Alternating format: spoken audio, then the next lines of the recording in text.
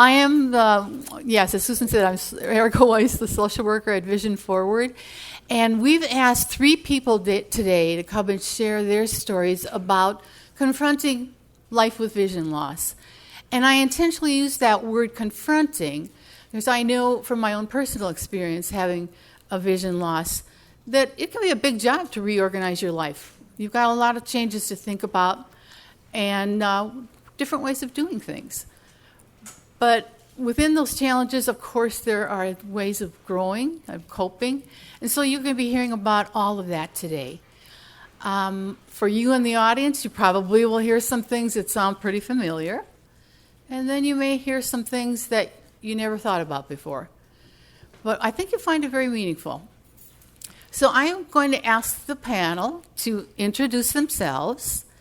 And then I have a few questions that I would like to ask them to answer.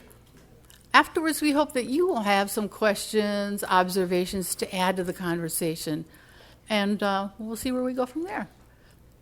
So panel, if I could ask all of you to say a little bit about who you are and a little bit about what your vision is like. And maybe Bill, if you wouldn't mind getting us started. Sure. Hi, everybody. My name is Bill Malone. I have retinitis pigmentosa, which is a genetic disease of the retina, as the name implies. It is a congenital progressive disorder which in many cases eventually leads to complete blindness. I am not completely blind in the sense that it's a black screen in front of my eyes, but my functional vision is pretty non-existent. I cannot see any of you. What I can see out there is there's a window back there, and so there's a little sliver of light that I can see, and I can see a couple of the overhead lights, but that's it. We just introduction, move on, or? Yeah, you said a little about your vision. Yeah. Yeah. Okay. Thank you so much, Bill. So Stephanie, what about you? Good morning, good afternoon. My name is Stephanie Brand. I live out in Oconomowoc, Wisconsin. A little distance from here. I was diagnosed with severe glaucoma, very instantaneously finding out that there was no cure for my glaucoma and that I would eventually go blind totally. And they had no diagnosis as far as timely aspect of that. At the time, I was working 24/7. I had a very busy, complicated job, which entitled my total vision, and so it was a very difficult thing to swallow and figure out where I was going to go for Plan A and Plan B. So that is what has led me to this. At the present, I am looking at not too much. I can see some figures moving around and the light also as well. But, so I have a little bit left, just a little bit left. And am learning every day how to deal with my non-curable eye disease. So that's where I am at this point, and I will pass this on. Stephanie and Jerome are sharing a microphone here. Yeah, Jerome, you go right ahead. Good morning, everybody. My name is Jerome Evans. I have the same thing. I got the glaucoma, which I was speaking on earlier. Yes, I stayed with glaucoma, and it took my sight, which I can see just a little bit, like Bill and what's they say here, that it's all we see is just I just see images. I see a little light, and I just thank God I'm not all the way blind, but it's just a little light that I can see, and I can see images of you guys. But like I said, my mom said it, and I inherited it from her. And I would wish this on nobody. So I'm just saying that if you guys got a chance to get your eyes checked, please go do that. Because it comes to a time that it's just gonna be, I can't say, because the more I talk about it, man, the more yeah, I get into my feelings. And I just recently got into my feelings, but I came out of it, so I'm just gonna leave it as that and just let everybody talk, and then once everybody start, doing what they gotta do, then I will get more into about how to go through life with this. So at that, I just pass the mic back. Okay. Well, I think that the thing that I'd like you all to respond to next is, what was it like, thinking back to when you really first knew this was going to be part of your life, that the doctors weren't going to be able to do anything to restore vision, and that you were going to have to make some life changes. I wonder what you felt like at that time and what you saw your future being. And maybe, Stephanie, you want to take the start this time? Sure. Well, mine is a glaucoma. It is hereditary, and I had no idea. I was busy working 24/7. My life was, I was a very busy wedding and party planner, and I had my own cheesecake business. And so I was very, very busy 24/7. When my glaucoma hit, I actually drove myself to the eye clinic just to have an eye exam, because I couldn't figure out what was going on. Overnight, my right eye went, and I woke up to no vision in that eye. And I hopped in my car and went to the first eye examination place I could find at the time. Glaucoma tends to be, which I found out, a blood vessel situation, and they will constrict around the optic nerve and cut off your sight. When I arrived at the eye doctor, they were wanting to put me in an ambulance immediately and send me off to Freighter Eye Clinic. And I was overwhelmed, not understanding what was going on. I thought, wait a minute, my life, what is happening here? And also the situation when I did get to the Freighter Eye Clinic, where they looked at me and said, there is no cure for glaucoma. I am a cancer survivor, 4-stage ovarian cancer survivor also. So it's not like I haven't heard this word, but I am the kind of person, and you have to be, there is so much opportunity out there. And Stephanie, right now, I'm kind of wanting you to look back at that time. Where were you? Oh, fear, total fear. And what were you thinking your future? You were saying, my life. What were you thinking about at that point? Oh, that it was done. That my life, losing my eyes, because all of my work was so visual, and depending on visual, I thought it was done. I thought everything was done. The panic, the fear was overwhelming at that point. And I remember sitting in the doctor's office and going, and just absolutely hyperventilating and going, what do I do? Where do I go? I'm a problem solver, and so immediately I was just screaming, full of questions, going, wait a minute, where do I start? Where do I go? But the feeling of dread, and it's the fear of the unknown and not knowing where to go, where to start when you're diagnosed, and especially your sight. Your sight is such an important factor in your life, and you tend to let that go. It's not that you let it go, but I'm struggling for the word here. Maybe, I think you've really expressed that very well. Maybe we can see, Jerome, how was that for you in the very beginning, when you knew that you were going to need to do some things differently, that this was not going to change, not your vision wasn't going to change or come back? Do you remember what that was like? Yes, I know what that was like. When I first felt that, I felt numb. And I knew I was the type that I like to fish, I like to hunt, I like to do different things before all this came down. And after it came down on me, and then I got to thinking, wow, I kind of got like Stephanie. I got scared. I didn't know what my next step want to be. And then I got to realizing I knew I had to get to a doctor and find out what's going on. But when they told me that I had glaucoma and it wasn't no cure for it, like I said, I got scared. I just felt numb. Like I just went into a shell. But one day I was, back then I went to Bastille Day. I was telling Erica this because I was in a group. I went to Bastille Day.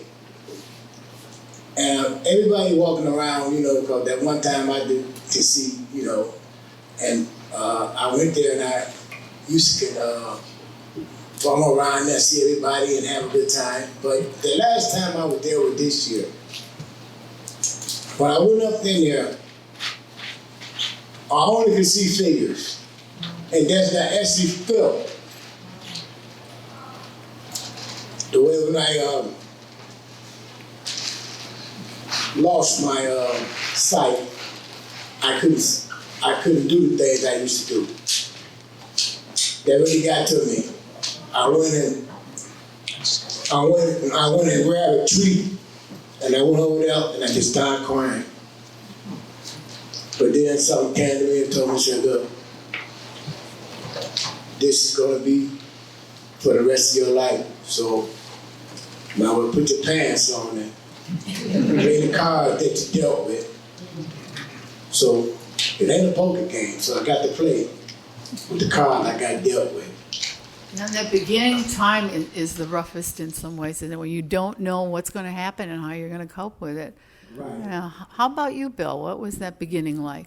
Well, unlike Jerome and Stephanie, I was born with this, and though I didn't know it, it began affecting me, pretty, right away. I recall as I entered my teenage years and was out at night, I noticed I couldn't see. Night blindness is one of the first expressions of RP, and so I knew something was wrong. I knew I couldn't see as well as all my buddies. In 1972, I had a very sort of fateful 6 months. In April, my father died. In June, I was at the age of 19. I was finally diagnosed with RP, and the doctors. And I grew up in Boston, so I was diagnosed by one of the leading experts on the disease. So it was pretty definitive. But they knew I had it, but they couldn't tell me what was going to happen. They said, you'll probably eventually go blind, but there's no timeline. We don't know. Could be tomorrow, it could be 50 years. Well, it was more like 50 years than tomorrow. Within a month and a half of that diagnosis, I moved 1,000 miles away to Milwaukee to start college. And I think it didn't really sink in right away. It was too exciting, getting used to being in a new town and a new experience. I still had pretty good visual acuity. I could see stuff on a blackboard. I could read a book. It was only later, as I progressed in my career, that it really became to be a profound effect on me. And it finally culminated about 9 years ago when I decided that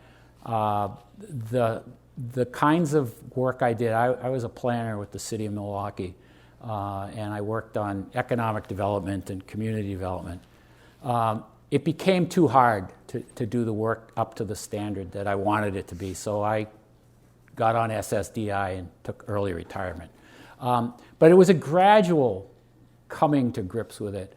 It wasn't an overnight thing, and people ask, I can't say that. Oh yes, on June 1st it was this, and on June 30th it was X% worse. It's subtle and gradual, but it's inexorable. So when you were diagnosed, it was kind of coming at you. It hadn't quite arrived yet. But do you remember kind of emotionally how that was for you, being a young man kind of anticipating this change? Well, I wondered, well, why am I going to college if I'm going to be blind? But I thought, well, why not go to college? And then you start wondering about other things, about relationships. Should I get into a relationship with someone if I'm going to be needy and going to have to, get assistance with all kinds of stuff? So it's all those kinds of things that you grapple with. I didn't have a license. I've never driven a car. But all of those things came into play, and you just kind of, and it's, like I say, because it was gradual, it was sort of, and today I'm dealing with this. And I do think it's typical for those of us. I also have the kind of eye disease that came on gradually, to kind of have to deal with a lot of denial, or is this real or isn't it real, or when will it be real? But for Stephanie and Jerome, how did that go for you, in terms of knowing? I mean, maybe Jerome, you were starting to talk about your experience at Bastille Days, right? Where all of a sudden you were in an unfamiliar environment, and it really hit you. What was going on with your vision? Like I was saying, when I got out there, I got to seeing images. I couldn't see the things that I used to see. And I was with my sister and her husband. I feel like I'm just in the way. And that really hurted me. I didn't want to hold them back, so I told them, go ahead on. So what I did, like I said, I just grabbed me a chair and I just sat down there. And I got to thinking. And like I said, I got into that stage where I just felt all alone. Like, wow, what's next? And I got thinking about, like Bill was saying, when it comes to a relationship, different things in life, how is I going to be able to deal with it? How is anybody going to put up with me? I got to thinking. But I have to come back to reality. And I had to humble myself. I had to be more, treat people more, more patient than, because when you get in this situation here, you just can't do what you used to do. And so, Jerome, you seem to be kind of referring back to the point that I made in the opening remark. There's a lot of reorganization, right? You got to start thinking differently. Yes. You were shocked when you went to Bastille Days. You weren't expecting to not see things, right? You had to rethink about it. Really, I was expecting that I didn't be able to see the thing right you do, but when I got out there, like I said, I was shocked. I couldn't see the thing. I couldn't see the people. I couldn't see the food stand. I went to State Fair Park. We did the same thing.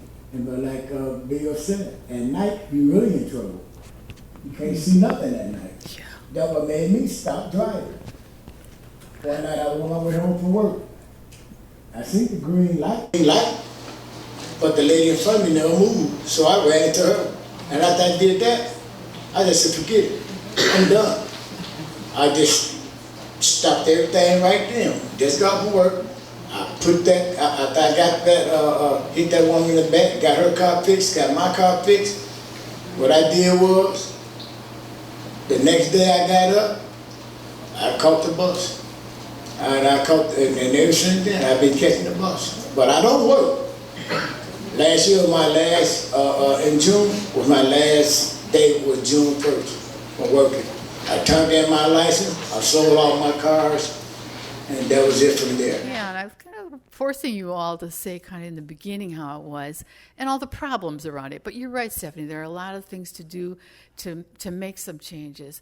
And I'm wondering for all of you, what part did your family play in helping you along the way? I imagine we've got some family members here in our audience. And how does family help somebody who's had a change in their vision make their way?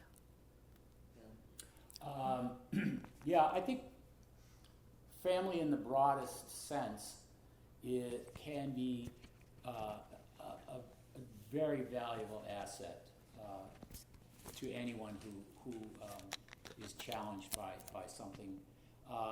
My wife and my daughter have been wonderful in terms of, I wish they would put stuff back where it belongs, but I've lost that war.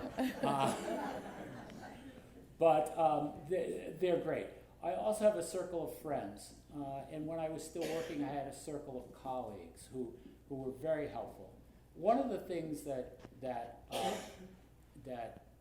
I have tried to do is to, first of all, accept things for what they are, and to keep moving forward. And having family members, having friends, having coworkers to help you with that is, I think,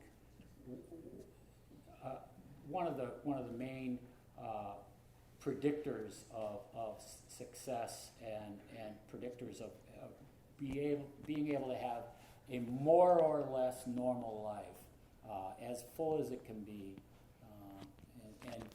and so it requires some maintenance, and it requires some swallowing of pride to ask for help. It was a terrible, terrible battle for me to get to the point where I was willing to use a cane. And finally, it dawned on me that would help me. It wouldn't hold me back. It would be a better solution than constantly bumping into stuff and people. I'm a big guy. If I bump into you, you're going to know it.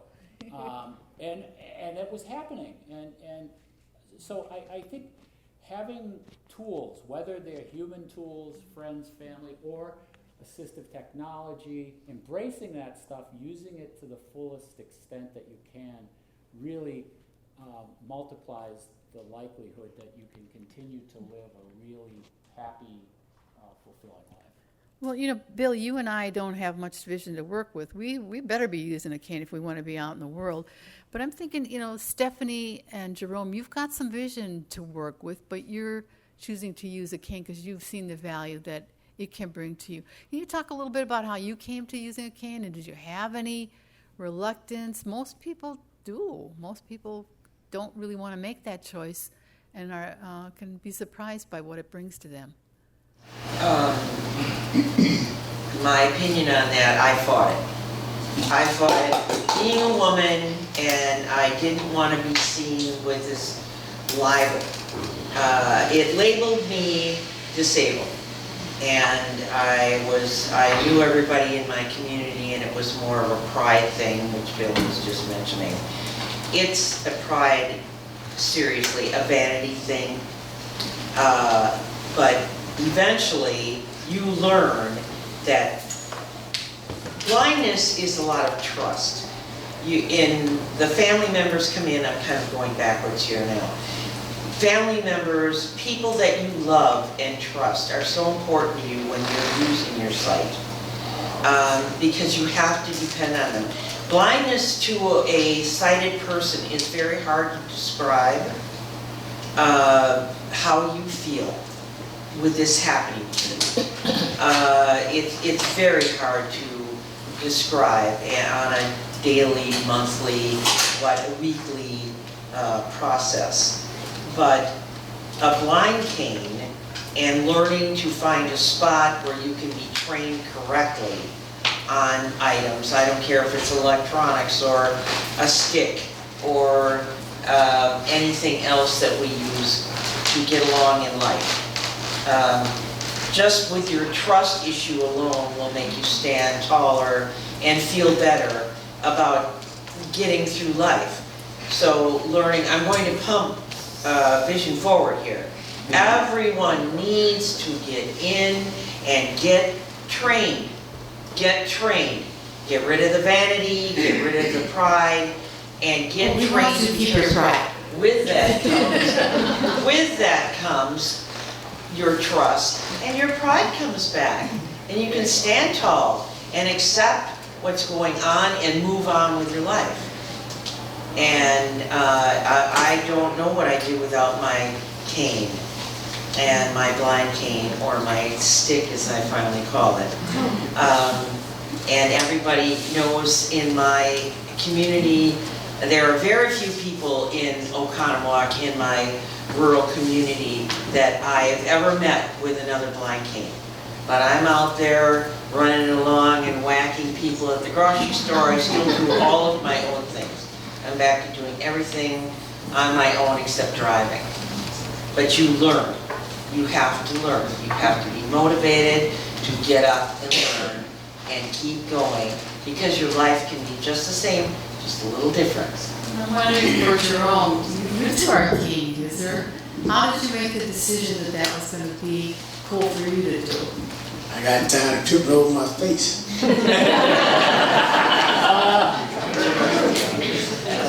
Tired of falling. Yep, I'm tired of falling. And for me was that when before I got the cane, and like my vision, every time I walk, when I'm out walking, the sidewalks got that, got the little humps.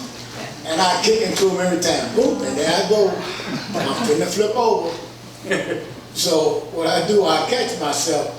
And then when I went to my doctor, and when I had the eye exam and everything like that, when he gave me the surgery, I kept saying, Doc, I said, I wonder, is there any place where I can go to,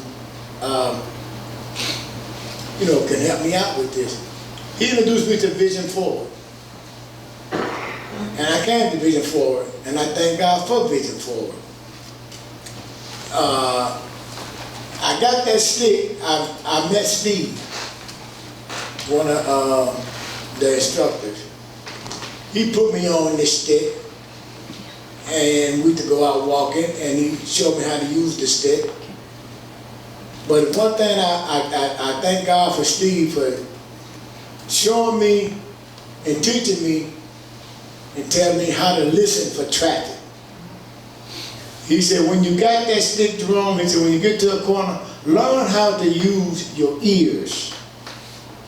He said, you can tell when the traffic coming from the right, you can tell when it comes from the left, and you can tell when it comes from the front, and you can tell when it comes from the back. Just use your ears, and you can hear the sound of where the traffic is going. He So said, Jerome's talking about Steve, who was our mobility instructor Yeah. at Vision Forward. He teaches people how to get around with a little bit of vision, with no vision, right, to do Yeah, it right. safely. So right, to get you around. Just learning. Yep. But with my family, I thank God for my sisters. My brothers, I barely see. But my sisters, they do everything for me. I just thank God for them. My sister up under me, she do all my reading for me. She do my housework. The sister over me, she do my grocery shopping. She fill out all my paperwork. She do a lot of that for me. My other sister, I barely see her, but she calls and checks on me, a couple times a week. So I just thank God for them, So me and my family, I thank God for them. And it sounds like you do a good job of asking them for what you need, Oh, being yeah. grateful for what they do for you. It's all part of it, isn't it? Oh, But do you yeah. ever feel like family does too much for any of you? Sometimes we see that family is so protective and loving that maybe it keeps us from doing what we need to do. Have any of you had that experience? I tell you, do all you can for me.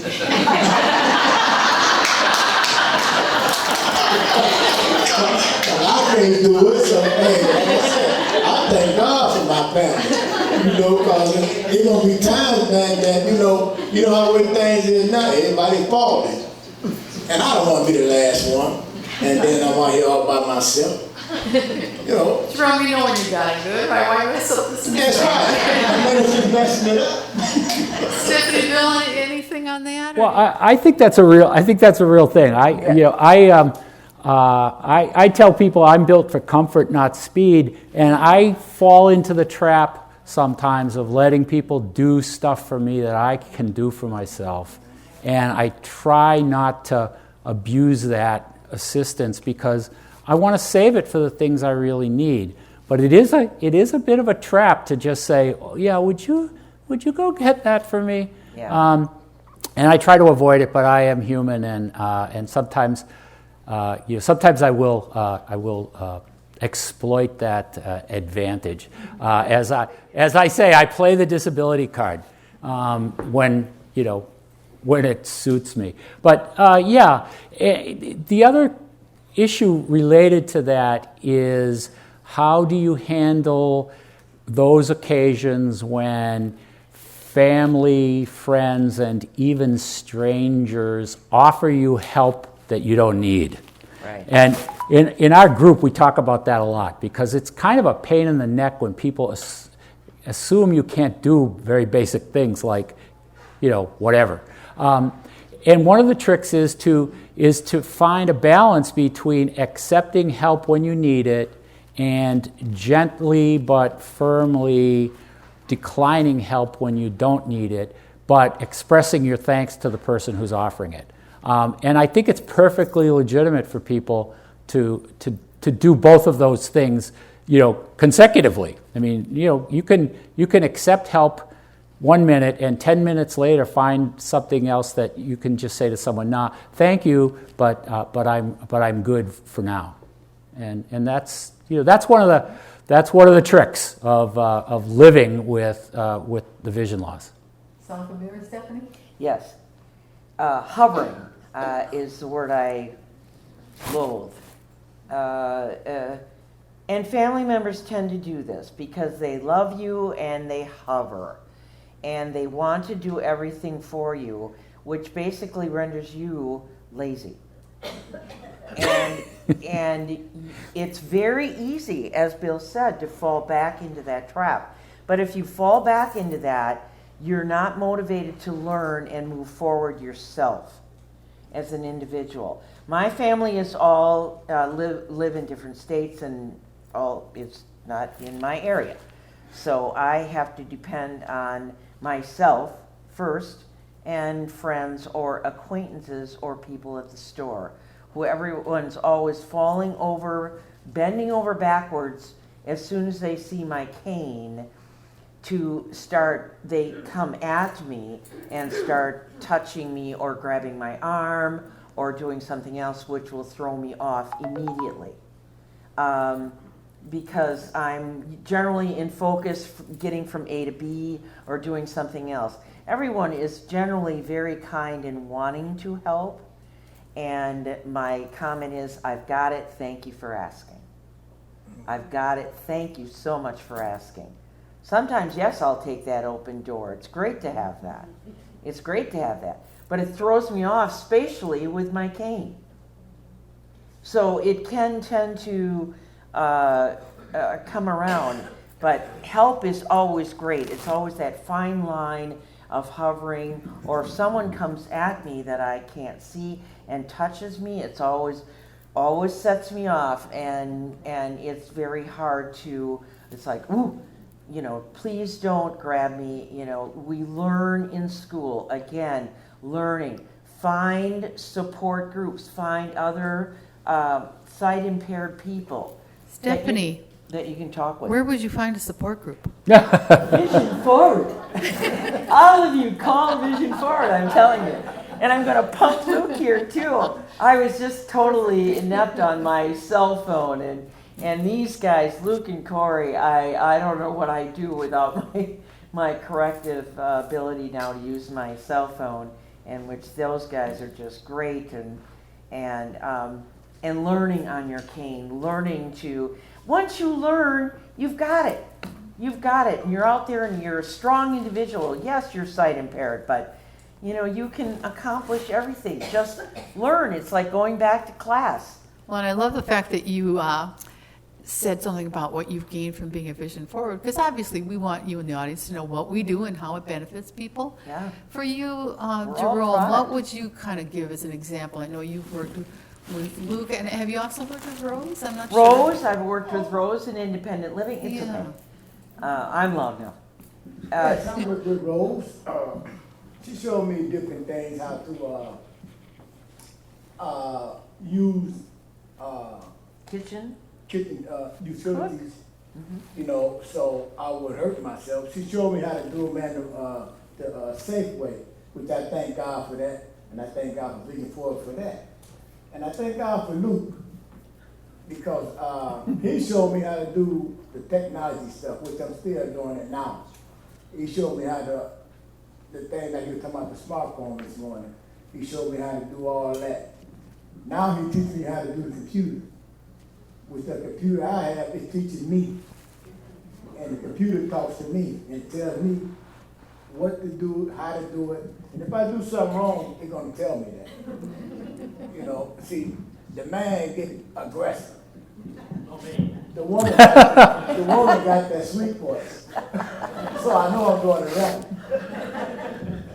So, but I just thank God for that, because that's the way Vision Forward will teach you all of this. All you gotta do is just come to the support group sometime we have on Thursday.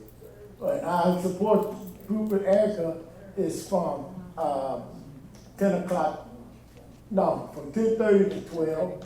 And then she have one, they got one from 1 o'clock to 3 o'clock on Tuesdays. And it's best to come out yourself and see what you can learn, because no telling what kind of predicament you may be in this predicament, or you may know somebody else may be in this predicament. Yeah. It's really bad to help them out. And people learn a lot from each other, don't we? Right. Yeah. So we feed off each other. And I'm wondering, Bill, how about you, an example of kind of how Vision Forward came into your life? Sure. My first experience with Vision Forward, back when it was Badger Association, was as colleagues. As I mentioned earlier, my career was spent mostly in economic and workforce development. And for 8 years, I was Director of Employment Services at Milwaukee Center for Independence. And what we did was try to find jobs for people and with various disabilities. And so I found myself around common tables with people from Vision Forward, talking about the issue and talking about best practices and talking about how can we help people with barriers to employment find employment. And so I developed a knowledge of Vision Forward as a place that was competent and accessible and really kind. At a certain point, I became a client. The first occasion was when I made the decision to start using a cane, and I went and I had orientation and mobility training from someone at Vision Forward, and and I learned some of the principles of how to get around using a cane for assistance, and there are some tricks to it, and the best way to do it is to learn, but if you have someone who can get you going right at the start and show you and describe to you how to do things Correctly. Yeah. Then later on, after a gap of time, using a desktop computer became more and more difficult.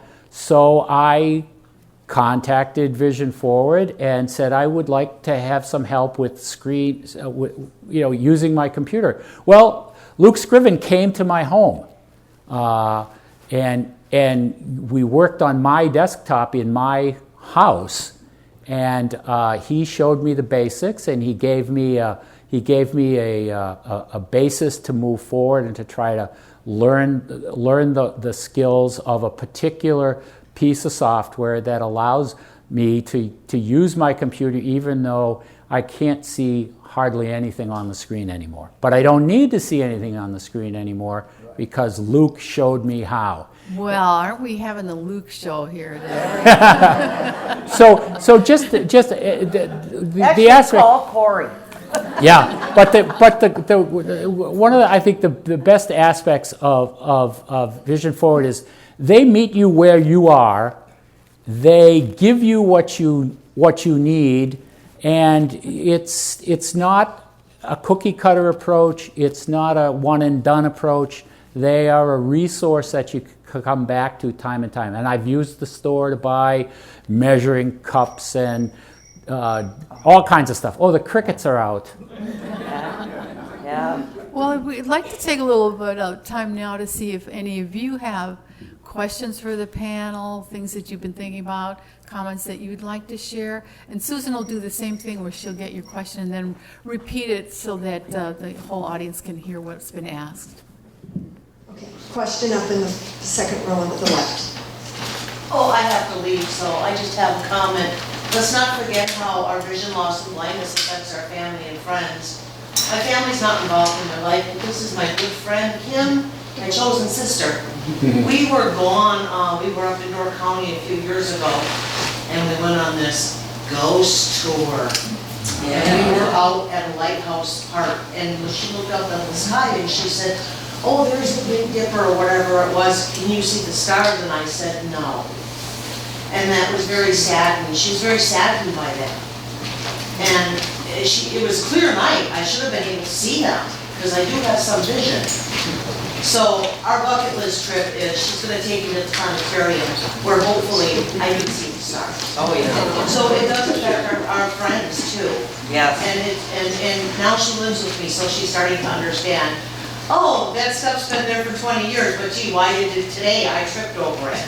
And I just came in from outside, and it was sunny outside, and it's dark in the house. Anybody on the panel want to respond to that? I know we've talked a little bit about family already. No. To me, I gotta step just sad because when you go outside and when you come from outside, when you come inside the house, and when you go outside, it really gets to you. Anyway. Because the thing is, everything, the light is just so white. You can't see nothing but just, wow, you just totally blind. Like right now, like I said, I don't even see nobody in here because of all this light. Like I said, I just see, it's just dark out there. See, but now once I get to start moving around, then I start seeing images. But I was never sure about you was up in Door County because I was up there myself. And I can be able to see things like you're right. It's so nice and you look up there in the sky and then you can see all that. Jerome, there's so much light here, I even know the lights are on. Yeah. We have another question? Yes. What would you have to say would be my first goal, being I'm a newbie, I got the diagnosis, the bone line, and nothing we can do, yada, yada. This is my first meeting, so I'm, needless to say, very interested in going to Vision Forward. But what about the groups?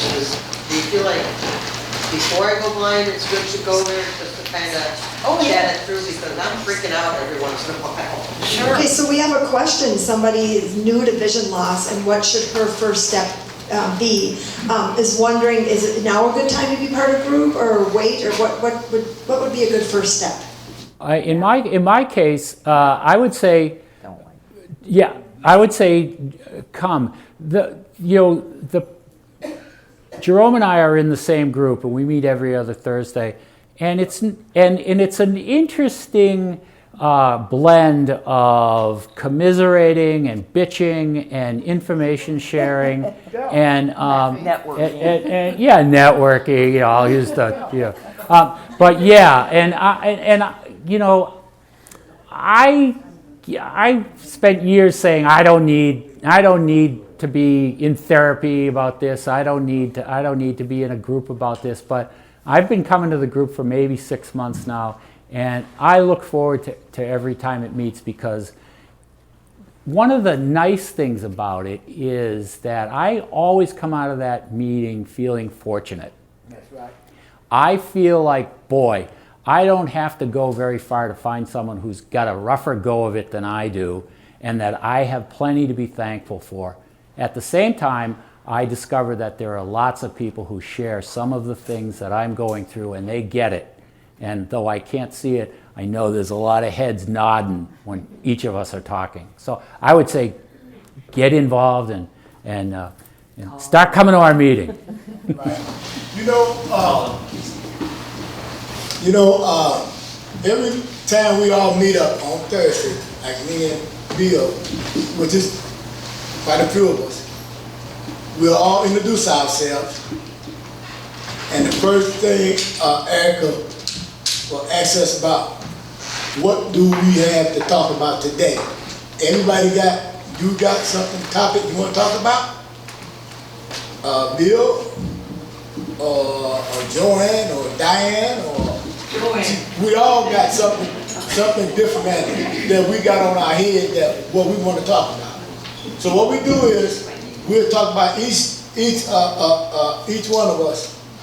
We'll talk about it, and everybody will get in, and they'll speak on it. And that's the good thing about it. And the person that asks the question about, you should come before or come after. Come now. Yeah. Call it. Now. I mean, don't wait. That's why I said. I would agree. And Get to it now. you Get to know, it when, now. when Don't we wait. get a new person in the group, it's so helpful to the rest of the group because it reminds us of where we've been in our journey, what we've learned, and we learn new things from the new person too. So And there's no hazing of new members. And actually, you ain't got to say nothing right then. You can just sit there and listen. But And, tell you I one do, thing. I do want to say another thing that we've talked about canes. Many people do not use canes. So don't feel if, hey, my vision isn't at that level. We have people with a lot of different visual levels. Not everybody is needing to use a cane, but they have issues with their vision that they can share with other people and learn from experiences.